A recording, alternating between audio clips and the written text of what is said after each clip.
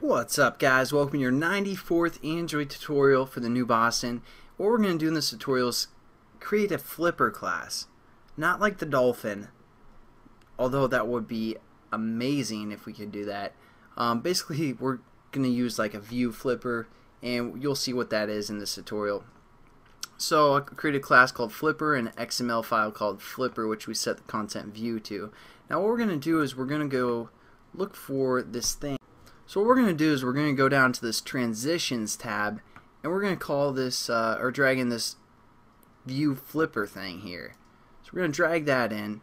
Then we're going to go over to the XML, just kind of format it, and then we're just going to throw in some random crap. So be prepared for that, like a button, text view. Actually, let's just throw in a text view. So we're going to delete our button. Actually, no, we won't. We'll leave it. I'm sorry. Undecisive. So we're going to say Flipper 2 here for a text view, and we're going to say Control Copy and paste another text view. We're going to call this Flipper 3 and Flipper 4. So all we have to do now, since we have our flipper set up, what we want to do is we just want to put this ending statement outside of whatever we want our flipper views to do. So we can also set up linear layouts and then set up buttons within a linear layout to make the view look a little bit better.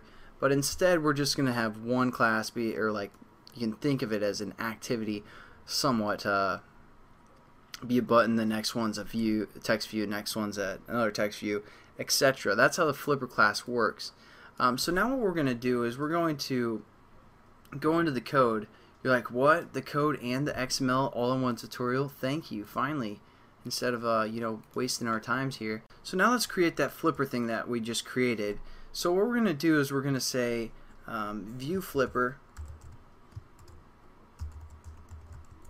and we're going to call it Flippy. And what we're going to do is just add that reference as always. So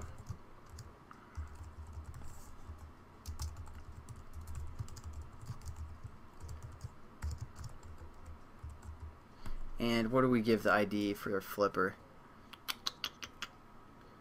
Flipper ViewFlipper 1. So we're just going to stick with the standard, you know, because I don't want to get into flipper too much here, ViewFlippers, but I just want to show you guys again for what you guys want to use it as. And then what we do is we just set up, basically we can set like an on-touch listener or something to this. So that's what we're going to do, on-click listener.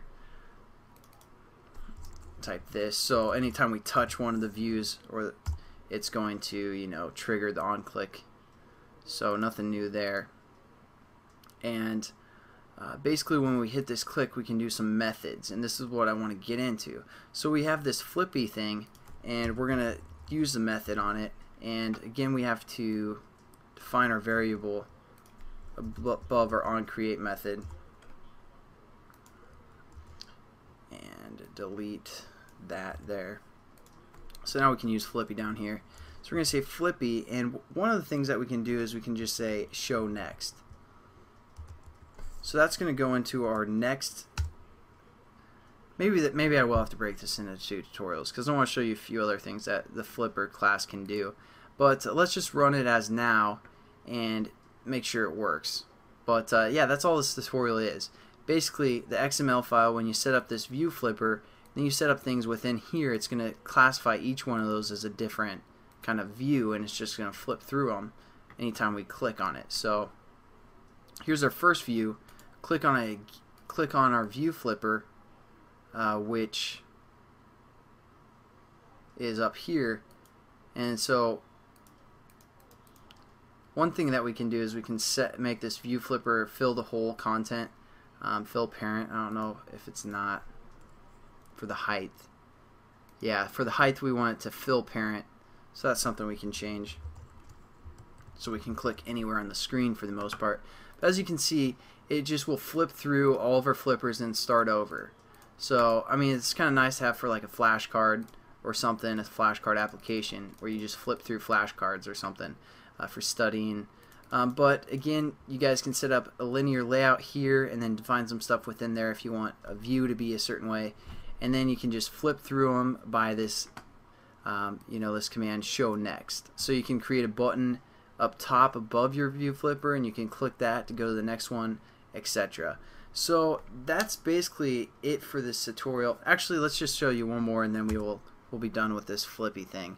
I know it's kind of a waste just to have one tutorial where we set up both a class and an XML file just for this. But another thing that we can do, let's say we want like a gallery that we have different pictures in each view, and what we can do is we can say, instead of saying the on-click listener to flip, well, we can do that anyways, but we can also set up a variable, a time variable. So we can say flippy.set flip interval, and it takes milliseconds. So let's just get crazy and say half of a second. So every half of a second it's going to flip to the next one, or that's the interval. And then what we have to do is we have to say flippy dot start flipping. Flippy start flipping. Dang it. Alright, so that's another kind of thing that we can do. So when we run our application, it's going to set this time variable to be half a second, and then it's just going to start flipping through it. And then every half second it's going to, just go to the next one. So that'd be good for like a photo gallery or something if you guys are creating that. I don't know. So as you can see, it's flipping through every half second. So that's another method that you guys can use. And then also when we click, we can make it go even faster because we have that on-click method. So I don't know. Thought I'd show you the flipper, the flippin' flipper. And I'll catch you guys in the next tutorial.